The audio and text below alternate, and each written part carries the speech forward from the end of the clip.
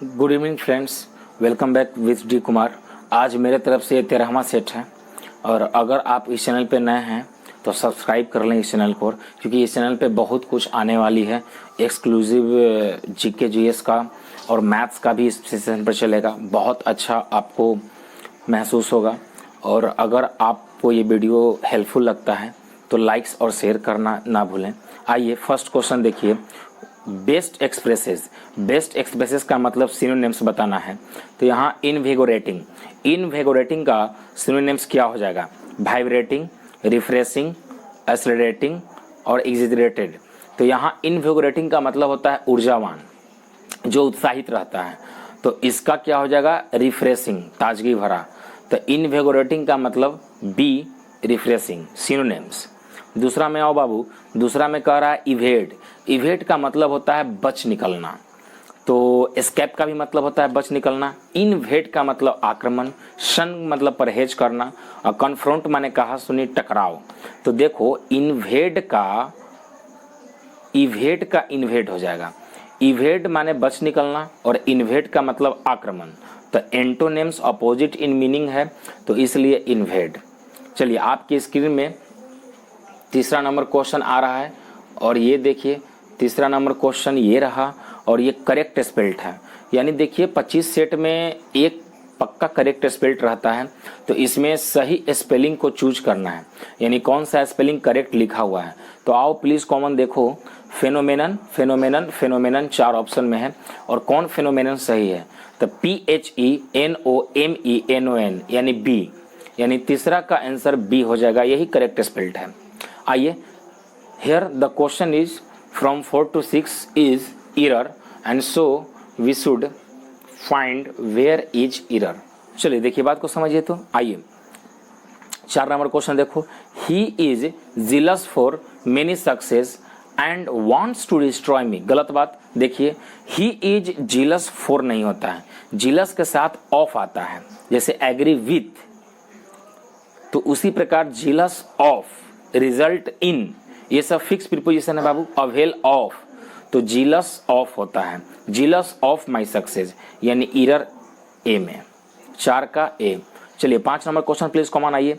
The main purpose of the visit is to develop a close relationship among 2 countries. देखो अगर 2 की बात हो रहा है तो यहाँ बिटवीन का प्रयोग करेंगे, एमोंग की नहीं। अगर 2 से अधिक की बात होता तो एमोंग सही जाता, लेकिन यहाँ बात 2 के बीच हो रहा है, इसलिए यहाँ एमोंग के जगह बिटवीन, यानी एरर सी में है, इसलिए 5 का आंसर सी। चलिए 6ठा नंबर क्वेश्चन पे। I left no stone unturned to achieve for my object. गलत, फॉर माई ऑब्जेक्टिव होगा। माई के बाद यानी पॉजिटिव केस के बाद नाउन का प्रयोग करते हैं, जितने भी डिटरमिनर है उसके बाद नाउन आएगा। तो माई ऑब्जेक्ट के जगह ऑब्जेक्टिव, मेरा लक्ष्य, तो माई ऑब्जेक्टिव। तो इसलिए एरर इसमें है, ऑब्जेक्टिव देना चाहिए था, माई ऑब्जेक्टिव, यानी सी, यानी कि 6ठा का आंसर आपका क्या हो जाएगा? सी। चलिए आपके स्क्रीन पर अब 7 से 9 क्वेश्चन आ रहा है और ये देखिए 7 से 9 आपका फिलर है। So please let's start. I can not conceive of dash accepting the post. तो ही, हिम, हिज। देखो आप पॉजिटिव केस में भी पढ़े होंगे कि हिज के बाद V4 अगर आएगा वर्ब तो V4 आएगा, यानी पॉजिटिव केस के बाद जिरंड का प्रयोग होता है। जैसे माई गो नहीं, माई गोइंग होगा। हिज कम नहीं, हिज कमिंग, उसका आना उसका जाना, तो हिज कमिंग हो जाएगा, यानी हिज एक्सेप्टिंग। बाकी और कोई नहीं यहाँ लगेगा, यानी बी, 7 का B. 8 number question please common आइए। The maestro son has no taste dash music, about music, with music, to music, in music. तो यहाँ इन म्यूजिक हो जाएगा, यानी the maestro son has no taste in music हो जाएगा। Okay चलिए please come, on 8 का answer C. 9 number question please common on जाए। Rita promise to come but she never turn. तो turn in, turn out, turn up. तो रीता ने promise की आने के लिए, लेकिन वो आई नहीं, तो यानी कि टर्न अप हो जाएगा। फ्रेजल वर्ब है, याद रहेगा तो बनेगा, नहीं तो छूट जाएगा। तो टर्न अप का मतलब आना होता है, तो टर्न अप डी हो जाएगा सही। आपकी स्क्रीन के सामने 10 से 12 क्वेश्चन आ रहा है। सो प्लीज ये आपका आईपी है, मतलब इडियम एंड फ्रेजेस है। आओ बाबू देखा जाए। विल एंड वो, विल एंड वो का मतलब होता है अच्छा और बुरा, मतलब good times and bad times, यानी कि डी ऑप्शन हो जाएगा। Call in question, call in question आपको लगेगा कि ये संदेह करना है क्या, नहीं, कॉल इन क्वेश्चन का मतलब होता है चुनौती देना, यानी challenge. Make both ends meet, make both ends meet में गुजर बुजर करना, तो लीव विद इन मीन्स अपने साधन के मद्देनजर रखते हुए गुजर बसर करना। Make both ends meet, A option सही हो जाएगा, यानी 12 का ए। अब आपकी स्क्रीन के सामने 13 से आ रहा है क्वेश्चन, प्लीज कॉमन देखने का प्रयास कीजिए। और ये रहा 13 नंबर क्वेश्चन, और यहाँ है आपका OWS, वन वर्ड सब्स्टिट्यूशन, यानी अनेक शब्द के एक शब्द। आइए, a drug which makes one see things that are not really there, तो इसका हेलुसिनोजन हो जाएगा, हेलुसिनोजन, यानी कि डी। देखिए नया नया अगर IP आता है, OWS आता है, तो उसको फॉलो कीजिए और आगे बढ़िए। 14 number question please common, providing relief, providing relief का मतलब हो जाएगा क्या, रिप्राइव, REPRIVE, रिप्राइव यानी वंचित, प्रोवाइडिंग रिलीफ बी, राहत। चलो 15 number question please come on, the philosophy of putting others welfare above one's own, तो यहाँ अल्टुरिज्म हो जाएगा, परोपकारी। अल्टुरिज्म का मतलब होता है परोपकारी। Okay, the next question is from 16 to 20 on the screen. ये देखिए आपका 16 से 20 नंबर क्वेश्चन स्क्रीन पर ये रहा। क्या कर रहा है, इसमें इम्प्रूवमेंट कर रहा है। इम्प्रूवमेंट में आपका ग्रामर रूल और समझ बहुत ज़्यादा ज़रूरी होता है। आइए, this book is adopted to the needs of beginners, तो एडॉप्टेड टू कैसे होगा, एडॉप्टेड का मतलब अपनाना या गोद लेना, अडाप्टेड, अडाप्टेड माने अनुकूलन में ढलना।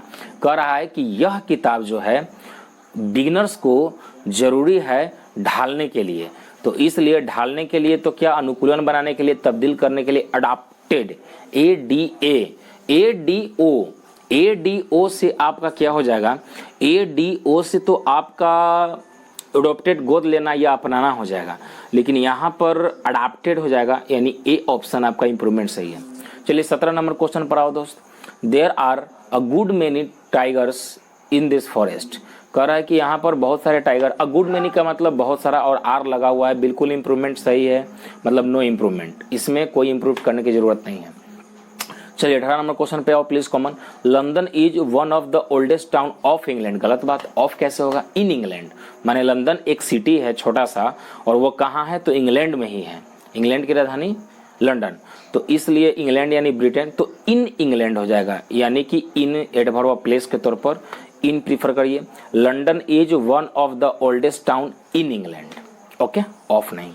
19 number question please come on, you will be late if you don't leave now, कह रहा है कि आप लेट हो जाएंगे अगर आप जल्दी यहाँ से नहीं निकलते हैं तो if you don't leave now you will be late, बिल्कुल, तो डोंट लीव कंडीशनल सेंटेंस में, कंडीशनल सेंटेंस में आप क्या जानते हैं कि कंडीशनल सेंटेंस में आप क्या जानते हो, कंडीशनल सेंटेंस में यही जानते हो कि इफ वाला क्लाउज में सिंपल प्रेजेंट टेंस का प्रयोग होगा और उसके बाद शैल विल प्लस V1, तो एक फ्यूचर लेगा, और इधर तो इम्प्रूव करना है नहीं कि विल भी आप काटोगे, तो डोंट लीव नाउ, तो डोंट लीव नाउ को डिडंट नहीं कह सकते हो, विल नॉट लीव नाउ यानी कि नो इम्प्रूवमेंट, इस सेंटेंस को इम्प्रूव करने की कोई ज़रूरत नहीं है। आइए अगला क्वेश्चन पर आइए बाबू। चलिए 20 number question, people ask me why I decide to start a new magazine, people मुझसे पूछते हैं, तो इधर अगर प्रेजेंट टेंस है इस तरफ, तो वाई के क्लाउज ये जो यहाँ से स्टार्टर है ये भी प्रेजेंट टेंस को ही प्रीफर करो, यानी have decided, okay, have decided यानी प्रेजेंट परफेक्ट टेंस का प्रयोग अच्छा है। आइए देखिए इसको सेंटेंस को ट्रांसलेट करने का प्रयास कीजिए, क्या कर रहा है, पीपुल आस्क मी, पीपुल मुझसे पूछते हैं, why I have decided to start a new magazine, कि नया मैगजीन, नया पत्रिका को स्टार्ट करने के लिए मैंने क्या निर्णय लिया है, तो हैव डिसाइडेड यानी 20 का सी। चलिए अब 21 से 25 आपके स्क्रीन के सामने या तो क्लोज टेस्ट रहेगा या तो आपका फिलर रहेगा, क्लोज टेस्ट या तो पैसेज रहेगा। तो यहाँ देखिए आपका इस सेशन में आपका पैसेज है, तो पैसेज का मेन बात है अंडरस्टैंडिंग को बढ़ाना है और समझना है कि क्या बात है और चर्चा है। आइए बाबू क्वेश्चन नंबर देखा जाए, 20 का पैसेज देखा जाए, क्या कह रहा है, आइए पढ़ने का प्रयास कीजिए। देखिए इसमें पैसेज में क्या है कि एक पैसेज आप अगर बनाते हैं तो क्वेश्चन से पैसेज पे जाइए, जंप कीजिए। अदरवाइज अगर समय है आपके पास तो वहाँ एग्जाम हॉल में तो आप एक एक पैसेज को समराइज कीजिए और उसको ट्रांसलेट कीजिए और समझने का प्रयास कीजिए और उसके बाद क्वेश्चन में आइए। दो तरीका पैसेज को सोल्व करने का है, या तो फ्रॉम क्वेश्चन टू पैसेज या पैसेज टू क्वेश्चंस। तो हम अभी चूंकि आपको समझाना है इसलिए फ्रॉम पैसेज टू क्वेश्चन पे आएंगे। आइए प्लीज कॉमन, अगर आप पैसेज समझ ले रहे हैं तो क्वेश्चन अपने आप ही बन जाएगा। देखिए तो learning is the knowledge of that which is not generally known to others. कर रहा है कि समझ, लर्निंग का मतलब सीख या समझ। समझ जो है वो एक ऐसा ज्ञान है जो वो सामान्यतः दूसरों का नहीं है, and which we can only derive, जो कि हम लोग प्राप्त करते हैं सेकेंड हैंड फ्रॉम बुक्स और अदर आर्टिफिशियल सोर्सेज। तो कर रहा है कि और दूसरी तरफ या तो हम लोग अन्य किताबों से या तो अन्य स्रोतों से हम ज्ञान को ग्रहण करते हैं, समझ को। The knowledge of that which is before us, जो कह रहा है कि जो हमारे सामने है वो उसका ज्ञान, और अबाउट अस, और जो हमारे आसपास है, विच अपील्स टू आवर एक्सपीरियंस, जो कि वह हमारे अनुभव को अपील करता है, व्यक्त करता है, पैशंस हमारे भाव को, एंड परसुएट्स, और वो पीछा करता है, मतलब कि वो चलता है, to the bosoms and business of man is not learning. कह रहा है कि वो केवल ये अगर किसी आदमी का मानव का व्यवसाय है तो वो ज्ञान नहीं है, वो लर्निंग प्रोसेस नहीं है। Learning is the knowledge of that which none but the learned know. कह रहा है कि ज्ञान या समझ जो है वो लर्निंग, देखिए फिर से समझिए, थोड़ा टिपिकल है, यहाँ से हाई लेवल का रेंज भाग रहा है IQ. Learning is the knowledge of that, कह रहा है कि समझ ज्ञान का वह समझ है जो डैट की, विच नन, जो वो कुछ नहीं है, बट लेकिन, द लर्नड नो, लेकिन जो समझदार है वो जानता है। He is the most learned man who knows the most of what is farther removed from common life and actual observation। कह रहा है कि जो अगर जानकार आदमी है, जैसे he is the most learned man, अगर मान लिए कि वह एक जाना माना आदमी है, समझदार आदमी है, लर्नड मैन है, शिक्षित आदमी है, who knows, वो जानता है, जो जानता है, the most of what is farthest removed, कि आगे क्या होगा, दूर में क्या आगे घटना घटेगी या आगे तब्दील होगा, बदलाव होगा, हटेगा, फ्रॉम कॉमन लाइफ, आम जिंदगी, एंड एक्चुअल ऑब्जर्वेशन, और एकदम सटीक सर्वेक्षण। द लर्नड मैन, जो शिक्षित आदमी है, prides himself in the knowledge of names, जो शिक्षित आदमी है वो ज्ञान के नाम पर अपने आप को गौरवान्वित महसूस करते हैं, एंड डेट्स, और तारीख देते हैं और आगे बढ़ते हैं, नॉट ऑफ मैन और थिंग्स, वो केवल बात ही नहीं है, the things and cares nothing about his next door neighbours, but he is deeply read in the tribes and the caste of the Hindus and etcetera. ये कुछ नाम दिया है, टर्म दिया है, इसको स्किप करना है। He can hardly find his way in to the next stage through he is acquainted with the exact dimensions of Constantinople and Peking।